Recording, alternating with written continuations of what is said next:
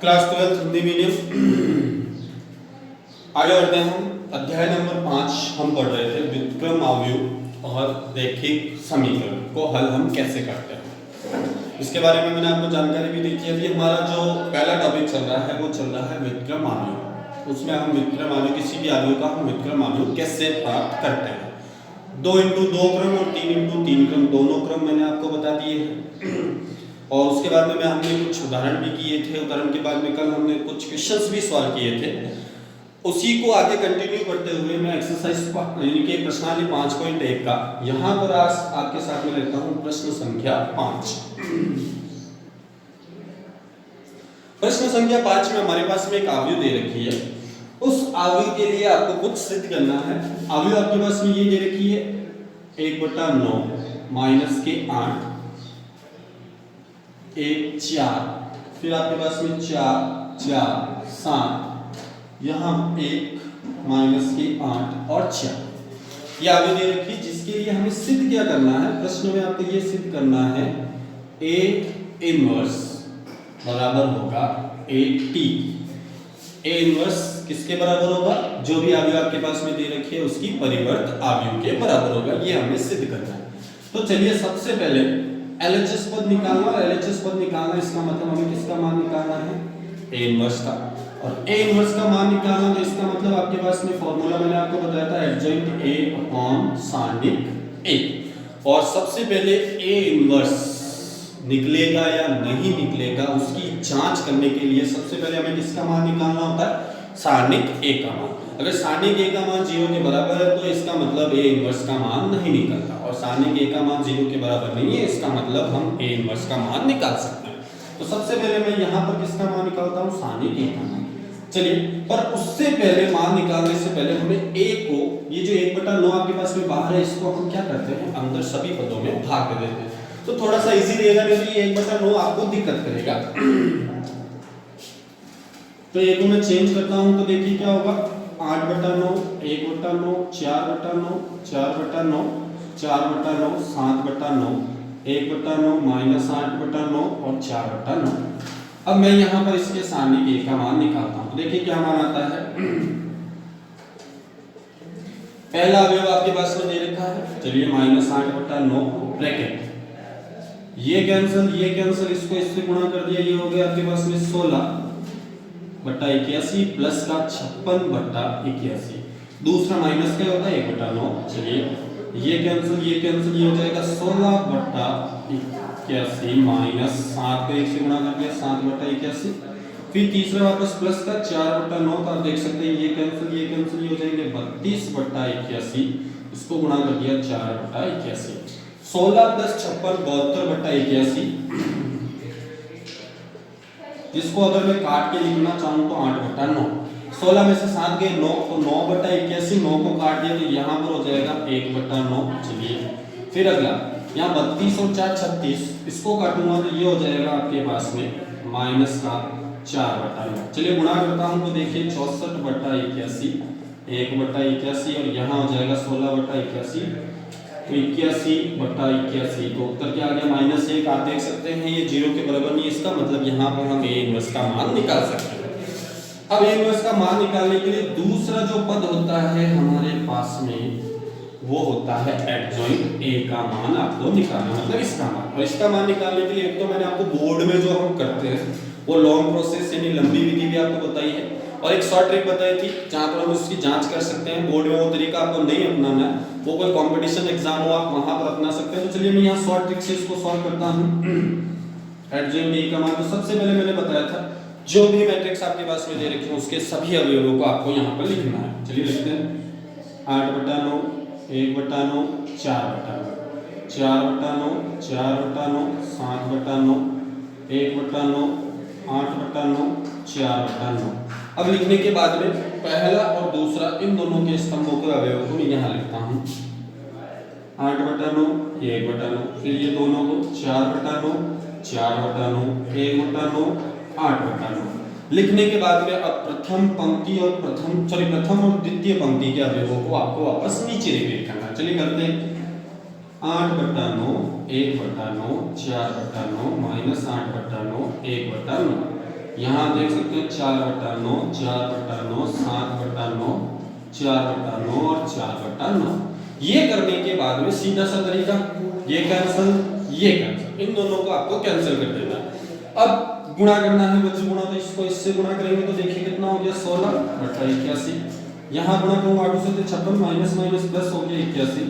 तो जोड़ोगे तो ये कितना हो गया 72/81, काट दिया तो 8/9। तो पहला अवयव जो आ गया हमारे पास में वो आप देख सकते हैं क्या आ गया 8/9। तो यहाँ पर मेरे पास में एडजॉइंट ए का मान आपके पास में आ चुका है, पहला अवयव हो गया 8/9। चलिए दूसरे में चलते हैं, तो इसको इससे गुणा कीजिए, 8 चौक कितने हो गए 32, और यहाँ गुणा करूंगा तो माइनस के 4, तो माइनस के 32 माइनस के 4 कितने हो गए माइनस के 36/81, काटेंगे तो ये हो जाएगा 4/9। ये आपके पास में दूसरा मान आ चुका है। अब तीसरे मान में हम चलते हैं, तो चलिए तीसरे को गुणा कीजिए, ये हो जाएगा आपके पास में 7, ये हो जाएंगे 16, 7 में से 16 गए तो 9, तो 9/81 यानी 1/9। ये पहली पंक्ति खत्म हो गई। अब दूसरी पंक्ति की ओर बढ़ते हैं, तो देखिए आप 7 16, तो वही 16 में से 7 गए तो 9/81 यानी माइनस का 1/9। फिर यहाँ गुणा करते हैं तो ये 32 हो गए, और ये 4 कितने हो गए 36, काटेंगे तो वापस माइनस के 4/9, सॉरी प्लस के 4/9 आ जाएंगे आपके पास में। फिर आगे बढ़ते हैं, तो देखिए 16 और ये 56, तो ये वापस वही आपके पास में 8/9। चलिए अगले में चलते हैं, तो वहां पर आप देख सकते हैं 32 और ये 4, तो ये वापस वही माइनस के 4/9। यहाँ जब आप गुणा करेंगे तो ये कैंसिल, ये गुणा करेंगे तो ये देखिए ये 1 हो गया, और ये हो जाएंगे माइनस के 64 यानी 63, ये हो गए हमारे पास में 7/9। यहाँ वापस 32 और 4 36, तो ये वापस 4/9।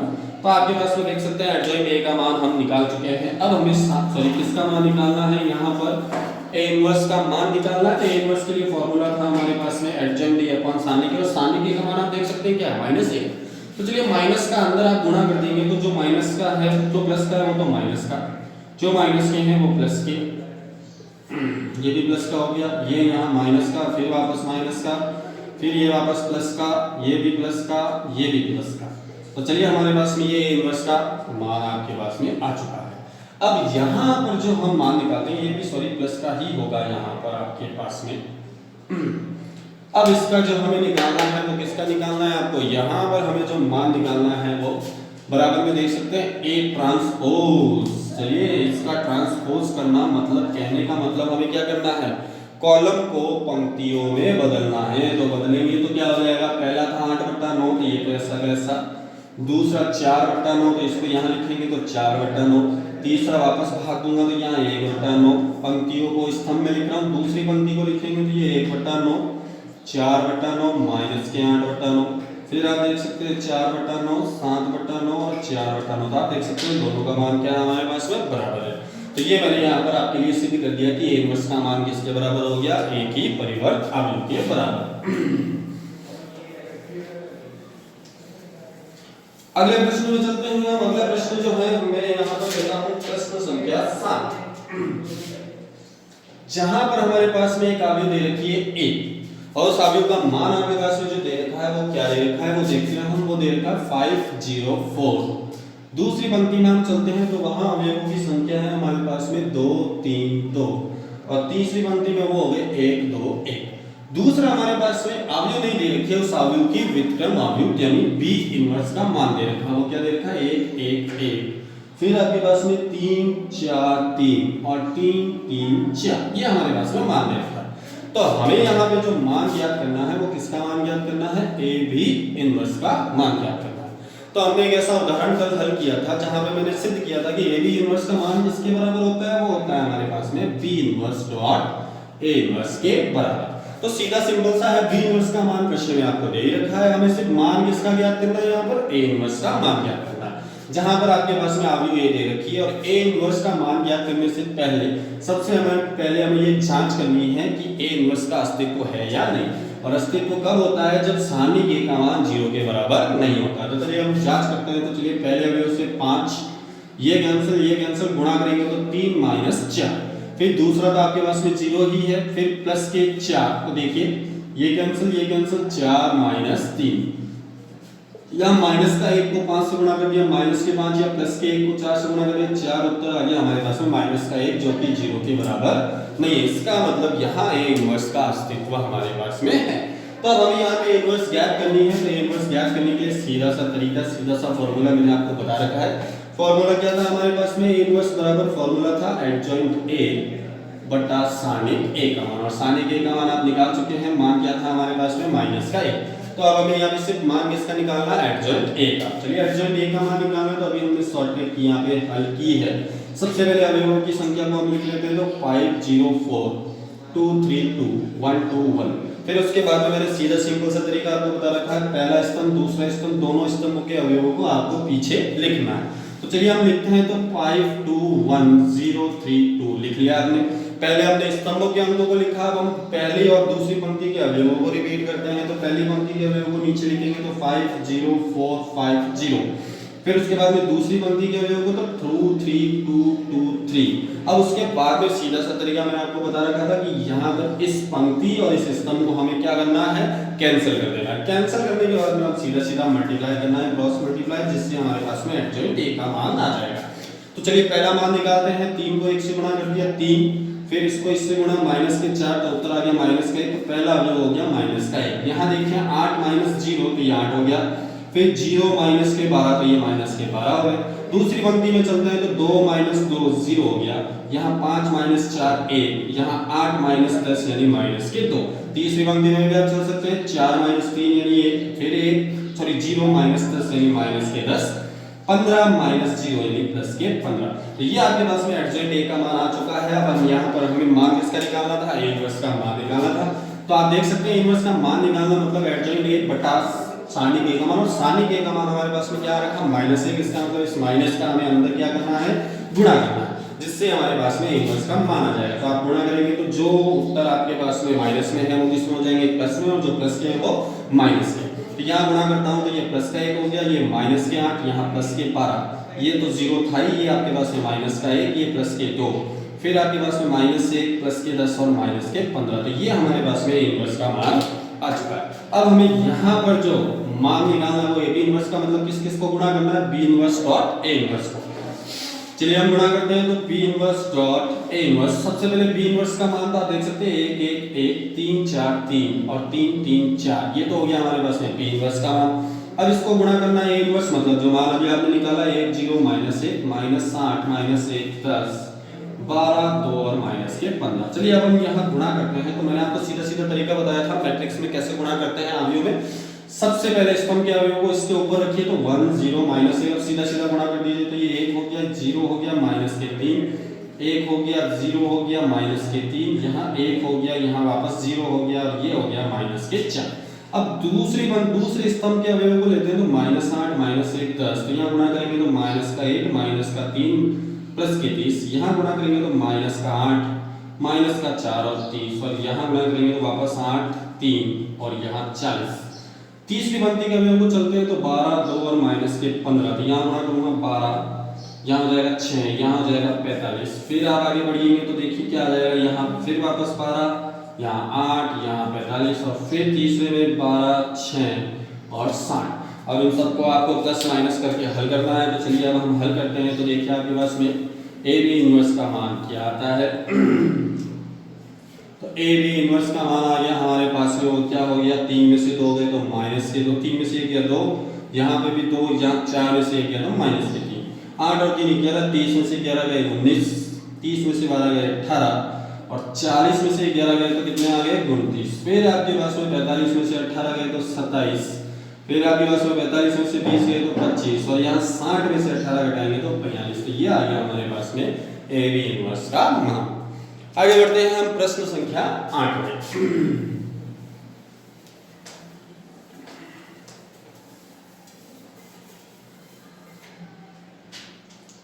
प्रश्न संख्या 8, जहां पर हमारे पास में एक अवयव दे रखी है ए, जिसका मान आपके पास में दे रखा है, वो दे रखा है 1 tan अल्फा 1, यहाँ माइनस का साइन लगा हुआ है आपके पास में। फिर उसके बाद में हमें जो यहाँ पे सिद्ध करना है, वो क्या सिद्ध करना है, वो सिद्ध करना है कि जब हम ए इनवर्स को ए से गुणा करते हैं, ए ट्रांसपोज से, तो उसका मान क्या आएगा आपके पास में, वो मान आएगा cos 2 अल्फा माइनस का sin 2 अल्फा, sin 2 अल्फा और cos 2 अल्फा। ये हमें सिद्ध करना है कि इन दोनों को गुणा करने पर हमारे पास में ये आ गया आपकी। तो चलिए सबसे पहले हमें जो मान निकालना है ट्रांसपोज का, ये ट्रांसपोज का मतलब यानी ए की परिवर्त अवयव निकालना, और ए की परिवर्त अवयव मैंने आपको सीधा बताया था, या तो स्तंभों को पंक्तियों में बदल दीजिए या पंक्तियों को स्तंभों में। तो चलिए मैं स्तंभों को पंक्तियों में बदलता हूं, तो ये हो जाएगा 1 माइनस टेन अल्फा और यहाँ टेन अल्फा 1। ये तो आ गया हमारे पास में ए की परिवर्त अवयव। अब हमें मान निकालना है ए इनवर्स का। तो ए इनवर्स का मान निकालने के लिए सबसे पहले मैं जिसकी जांच करता हूं यानी कि सारणिक ए का मान निकालता हूं। तो चलिए गुणा करते हैं 1 को 1 से 1, फिर माइनस, ये हो जाएगा माइनस का टेन स्क्वायर, तो ये हो गया प्लस का टेन। तो आप देख सकते हैं नॉट इक्वल्स टू 0, इसका मतलब यहाँ पर ए इनवर्स का अस्तित्व है। अब हम निकालते हैं यहाँ पर किसका मान, एडजॉइंट ए का मान, और 2 × 2 के क्रम में मैंने आपको सीधा बताया था। इन दोनों की जगह को आप रिप्लेस करोगे तो दोनों का मान समान है, तो यहाँ पर वापस एक और एक, इन दोनों के सिर्फ हमें साइन चेंज करना है। तो ये प्लस का हो जाएगा और ये किसका, माइनस का टेन अल्फा। तो ये आपके पास में एडजॉइंट ए का मान आ चुका है।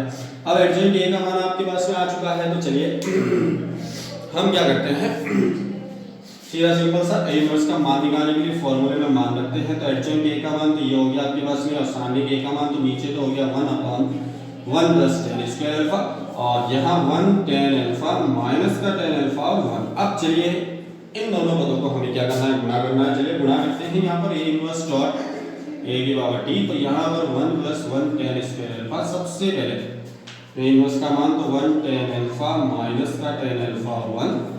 फिर दूसरा आपके पास में जो मान रखना है परिवर्त अवयव का मान, वो भी है हमारे पास में 1 tan alpha minus tan alpha और 1। अब यहाँ पर हम सीधा सीधा मैट्रिक्स में जैसे गुणा करते हैं तो वो गुणा करते हैं हम। तो पहले पदों के देखिए, पहले में क्या था आपके पास में 1 और यहाँ पर टेन अल्फा। चलिए गुणा कीजिए, यहाँ पर आपके पास में क्या मान आता है। तो मैं जब यहाँ गुणा करता हूँ तो क्या मान आता है आपके पास में, तो देखिए 1 को 1 से गुणा कर दिया तो ये हो गया 1, यहाँ इसको गुणा कर दिया माइनस, सॉरी बाहर पद था हमारे पास में 1/1 प्लस टेन स्क्वायर अल्फा, यहाँ 1 माइनस टेन स्क्वायर अल्फा हो गया। फिर 1 को गुणा कर दिया तो टेन अल्फा, और यहाँ पे टेन अल्फा को 1 से तो टेन अल्फा। फिर दूसरे पदों को रखता हूँ तो माइनस का टेन अल्फा और 1, तो ये हो जाएगा minus tan alpha minus tan alpha. फिर टेन अल्फा को इससे गुणा कर दिया माइनस का टेन स्क्वायर अल्फा प्लस का 1। अब चलिए तो सब इसको ए इनवर्स डॉट ए की पावर टी। अब मैं इसका इसमें जब भाग देता हूँ तो ऊपर हो गया 1 माइनस टेन स्क्वायर अल्फा, नीचे 1 प्लस टेन स्क्वायर अल्फा।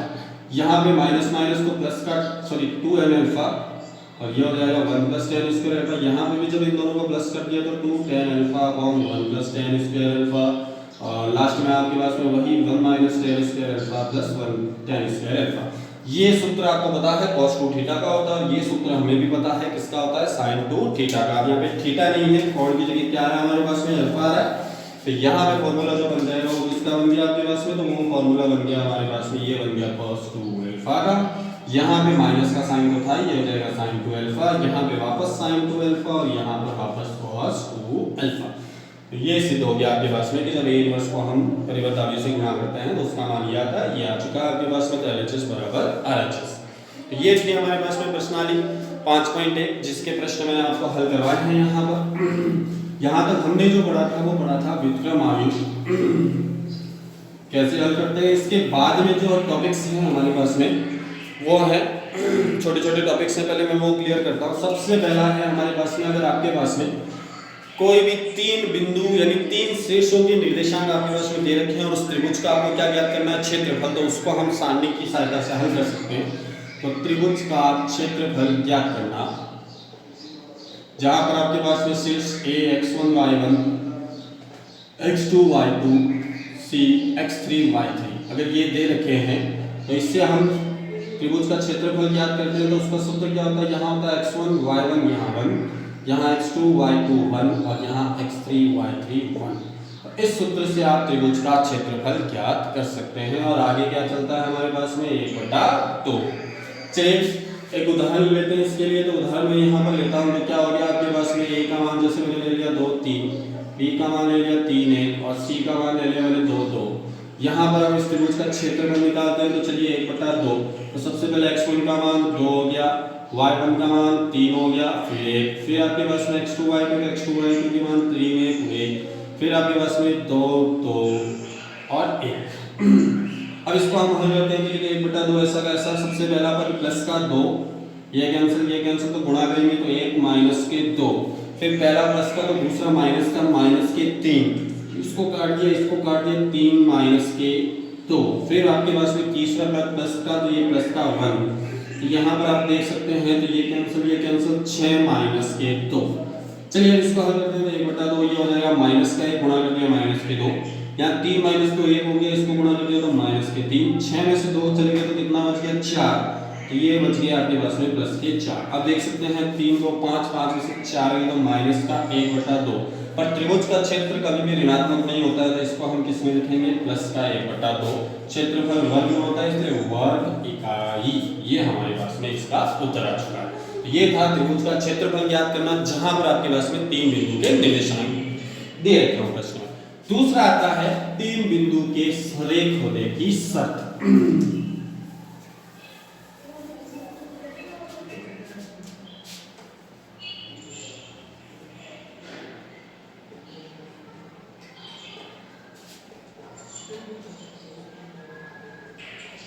सरेख होने की शर्त, चलिए शर्त तो हम देख सकते हैं यहाँ पर 3 बिंदुओं के सरेख होने की शर्त क्या होती है, वो शर्त होती है हमारे पास में अगर 3 बिंदुओं के निर्देशांक यानी कि आपके पास में x1 y1 1, x2 y2 1, x3 y3 1 का मान किसके बराबर आ जाए, आपके पास में 0 के बराबर आ जाए, तो वो हमारे पास में तीनों बिंदुओं क्या होते हैं सरेख, मतलब एक सीधी रेखा के अंदर होते हैं। चलिए इसके लिए मैं उदाहरण लेता हूँ, मैं आपके पास में a जिसके निर्देशांक 2 3, b जिसके निर्देशांक 2 4, c जिसके निर्देशांक 2 5। चलिए मैं फॉर्मूले में मान रखता हूँ x1 का मान 2 3 और 1, फिर आप देख सकते हैं 2 4 1 और 2 5 1।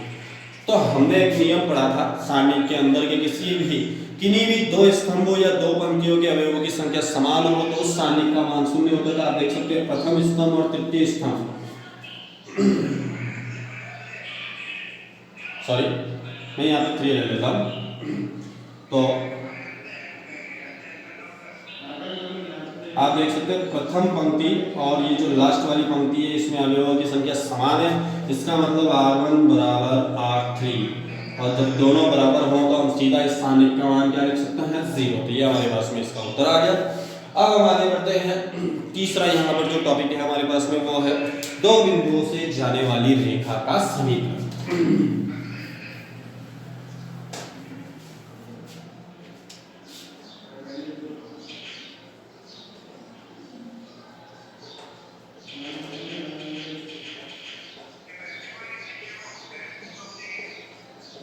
तो दो बिंदुओं से जाने वाली रेखा का समीकरण का जो सूत्र बनाते हैं वो क्या लिखते हैं x1 y1, यहाँ x1 y1 1, x2 y2 1 बराबर 0, ये हमारे पास में दो बिंदुओं से जाने वाली रेखा का समीकरण का सूत्र होता है। यहाँ पर आप देख सकते हैं ऊपर वाले पद में x और y है, तो हमेशा ये तो x और y ऐसा का ऐसा लिखना है, इसको कभी आपको चेंज नहीं करना, बस यहाँ पर आपको मान रखने हैं। तो चलिए इसके लिए हम उदाहरण ले ही लेते हैं। आपके पास में a का मान ले लिया मैंने, आपके पास में 2 3 और b का मान ले लिया 1 2।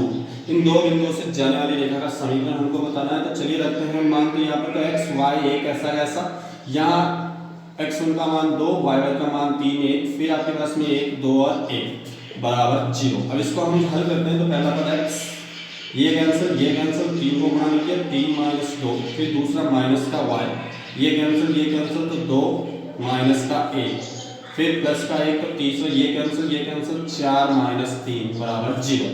तो याद देख सकते हैं 3 में से 2 गए 1 बच गए, 1 को x गुणा कर दिया x, 2 में से 1 गए 1 बच गए, 1 को गुणा कर दिया माइनस का y, 4 में से 1 तो ये आ गया आपके पास में दो बिंदुओं से जाने वाली रेखा का समीकरण। चलिए तो हमने यहाँ पर प्रश्नावली 5.1 के भी प्रश्न हल किए हैं, 3 मैंने आपके पास आगे टॉपिक भी लिए हैं। पहला जो लिया था टॉपिक वो 3 बिंदुओं से जाने वाले त्रिभुज का क्षेत्रफल, दूसरा 3 बिंदुओं के सरेख होने की शर्त भी बताई थी, और तीसरा जो लिया हमने वो 2 बिंदुओं से जाने वाली रेखा का समीकरण। तो आशा करता हूँ जो भी वीडियोस में मैंने आपको पढ़ाया है वो आपको समझ में आया हो, और भी आगे हम ऐसी ही शॉर्ट ट्रिक पढ़ते रहेंगे ताकि आपके आगे के कंपटीशन में भी काम आए। आशा करता हूँ आप सभी घर पर सुरक्षित हैं, क्योंकि अभी हमारा मूल मंत्र यही है, स्टे होम स्टे सेफ। धन्यवाद।